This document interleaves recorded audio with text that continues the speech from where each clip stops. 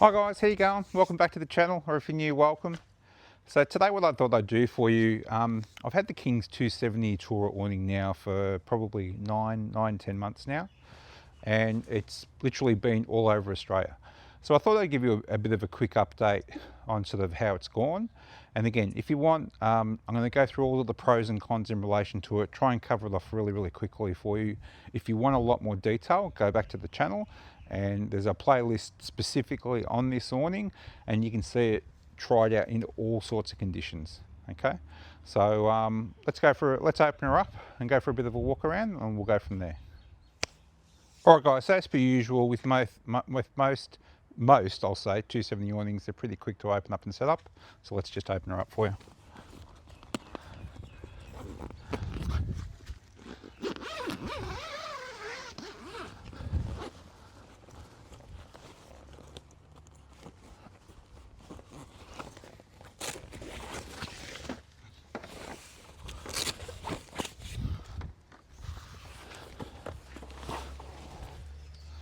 Always got to be very careful this corner.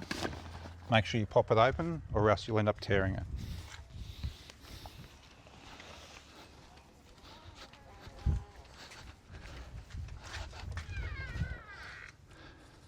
Alright guys, so it's that simple.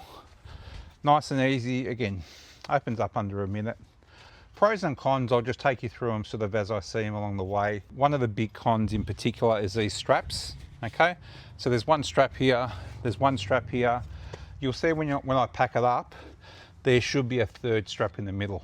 It's actually a pain not having a third strap. So I'll show you at the end of the video what the issue is there. But these are sort of kind of in the wrong position. If they wanted to do two, they should have just done one there and there. Okay, straight off the bat. Another issue is the zips on the actual awning itself. The zip basically, literally the day I installed it, snapped. Okay, and I'd put all this effort, and when you go back to the channel you'll see the videos. I've got full detailed videos on the installation and so forth. It is a chore in itself, but the zip broke on the first day. Okay, and I'm talking the pull tab. Had a bit of a chat to them. They had no solution for me. They basically just said bad luck. All right, I wasn't terribly impressed with it. Again, I wasn't going to rip the awning off just for that little zip tab, but you think they would have had some maybe replacement ones that you just clip on. So I ended up jerry rigging something anyway, but I was pretty pissed off that they really didn't care. This here itself, this flap, it's not a pain at all. Again, a lot of people mount their rooftop tents on top of their roof racks. I did not. I need to get into a parking garage at work, and I needed to keep the height of the car below 2 meters.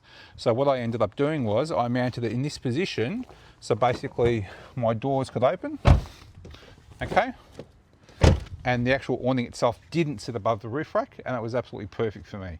So that worked out absolutely beautifully, but everyone's setup's a little bit different. So depending on your setup, whether you're not lucky enough that it works. Now what I tend to do with this is I just sort of tuck that in under here, like so, like that. And therefore it just doesn't become a problem when you're sort of coming in and out of the car all the time. Okay, you've got this skirt here, and you can see basically just the bracket sort of underneath there. Does a little bit of water come through here? Yes, but mate, it's not going to be 100% sealed, okay? But it does the job really well. You will get a bit of water dripping down here, and it depends on your roof rack. If you've got your roof rack, it's a little bit skinnier than the roof itself, then this is going to be sitting a little bit more back, then you might get 100% cover on this side. If you sit the awning out a little bit too far, then it's going to be less. And same with around the back here. I've got my awning, it actually sits back quite a bit, so I tend not to have any issues at all when I have this open. Okay, and that's the coverage you're getting here. But any dripping here, and again, I've never had any problems with it. If anything, depending on the slope of your car and your roof, it ends up down here, and out the side. So I've never had any issues with anything here getting wet, okay? And for me in my setup with the Pajero, with my door open, this works out absolutely perfectly. I've got good cover here. I've got an automatic windbreak here, and then also I've actually got the walls. So I'll give you a quick look at the walls. Otherwise, go back to the channel and there'll be a full detailed video on the actual walls themselves. But a lot of people, oh, what do you need walls for? Mate, I've used them several times and they've been a game changer for me, especially when I'm out with the boys and there's a group of us and literally, you know, we're all sleeping in swags. And yeah, it's great having a bit of cover here, but mate, when the rain's coming in sideways or the wind's coming in off the ocean, you need a bit of a windbreak, and having the walls is a bit of a game changer. So what I always suggest is, even if you're going out with a big group, as long as there's one of you that has, if you've got an awning, has walls, and again, you might share the cost between the group because it's something that is rarely used, but when you need it, it's absolute amazing. So, and what happens is the walls flare out. So as a result, you can sit quite a big group out under here. And then one thing you've got to realise with my setup, I've got the pull-out kitchen. So my kitchen pulls out, okay?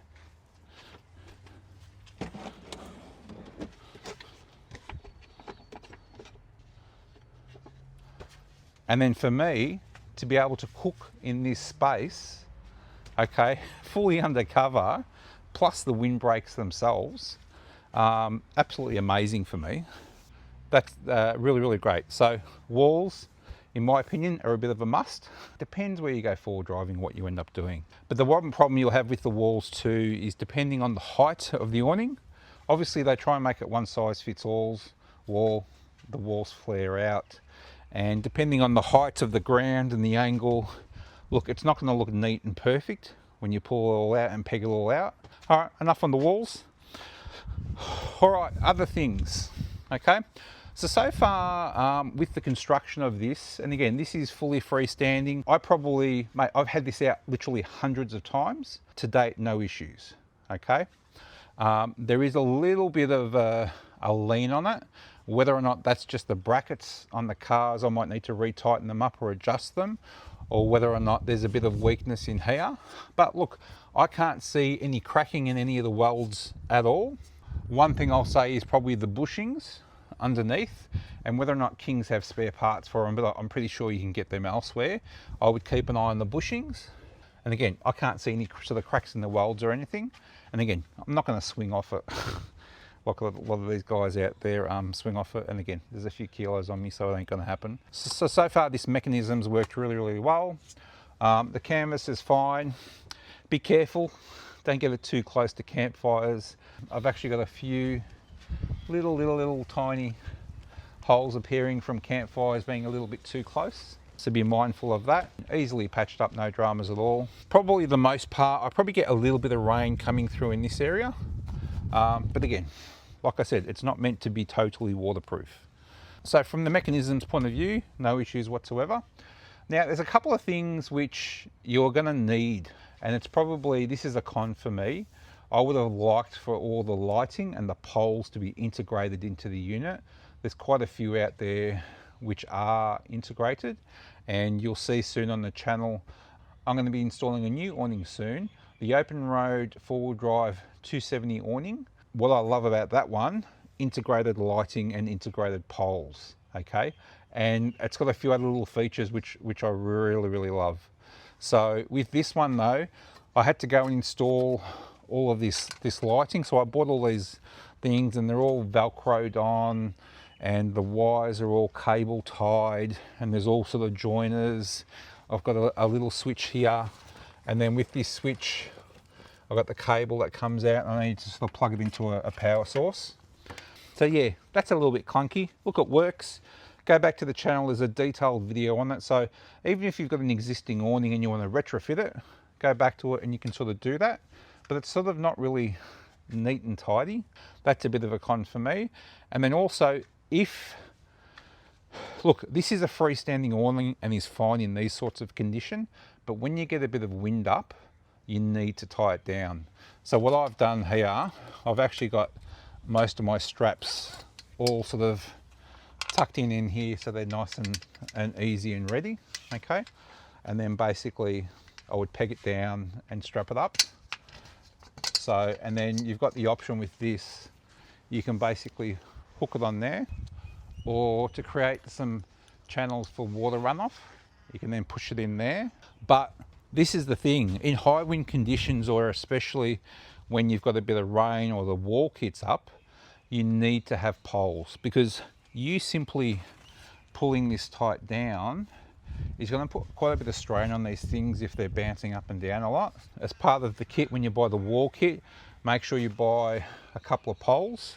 But in this instance, you're needing sort of, 1, 2, 3, at least 3 poles, which again, I suppose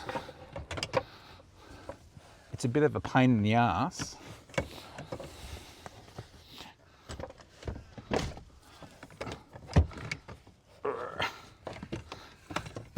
So then you got to go get your poles out.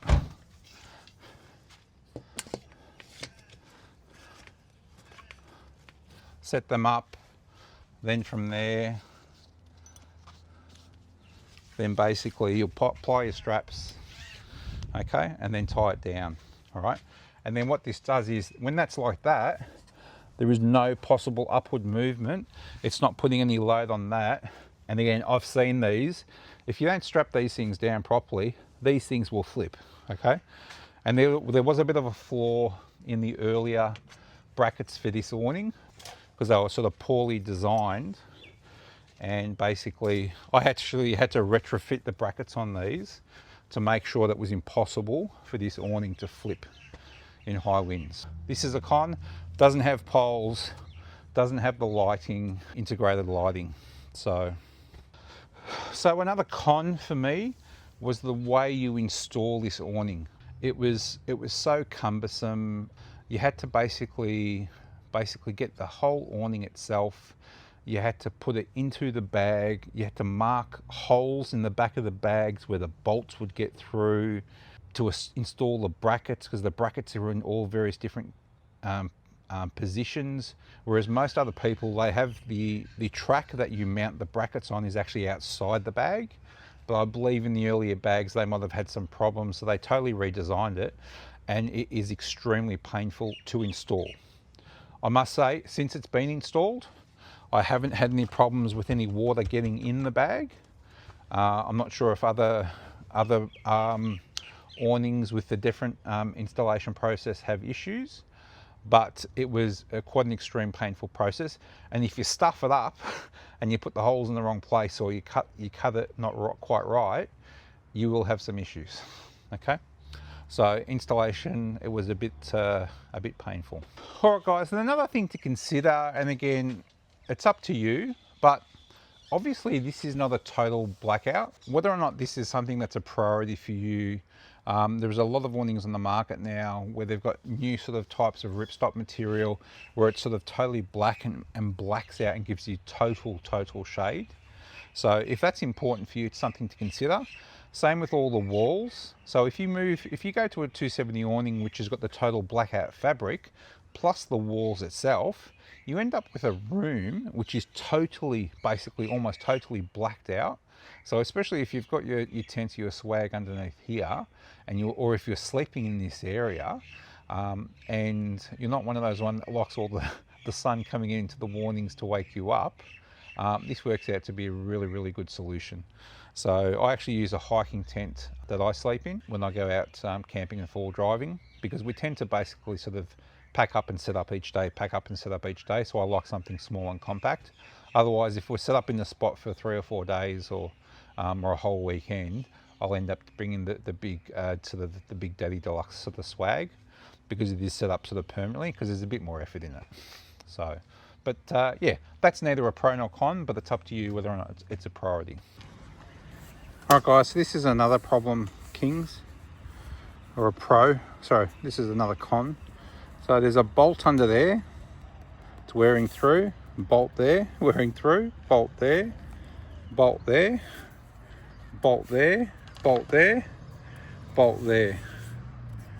Okay, so these are all eventually going to pierce through, and this is after about 9 months use. And again, I don't put nothing on the roof because I've got the solar panel built in. And again, this is another winner, that one. Again, it works absolutely beautifully. Go back to the channel, you can see the detailed video on that. But yeah, I can see this is going to be a very big problem for me coming soon. I'm going to have to patch all this up. This is what I needed to silicone all this up as well as part of the installation, just to make sure no water got behind it. But otherwise it sort of held up all right, but this is just too tight. Okay guys, you need to make this a fraction bigger. It's not too bad up this end, it's a bit loose, but up that end, she's super tight, and it's a bit painful.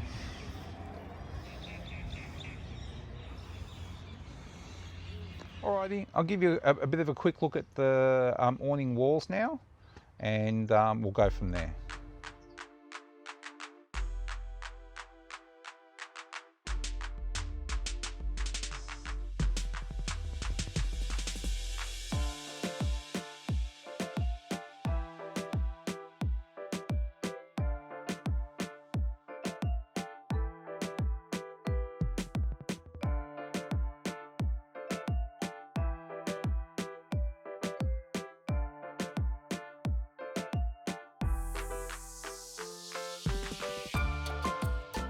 Alright guys, so as you can see, that was the wall kit. It does its job.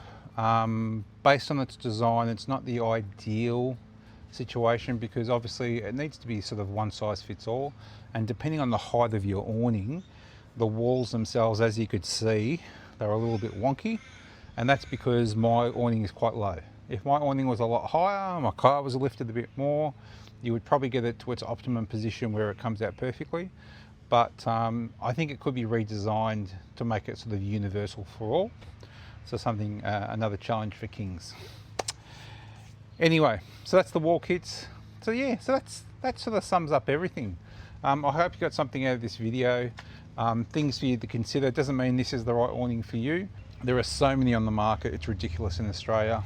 And this might be the last time actually you see this awning on my car, because the guys at Open Road 4 Drive have reached out to me and they've asked me to give their awning a bit of a trial, take it out there. So this one's actually going to be coming off today, and we'll be installing the new awnings. So go back to the channel, there'll be a separate playlist dedicated to Open Road 4 Drive, and in particular their 270 awning, and we'll see what the future brings. Again, they've got a big range of products: awnings, rooftop tents, winches, a variety of different products. I'll pop up a link to the website and you can go check out their gear.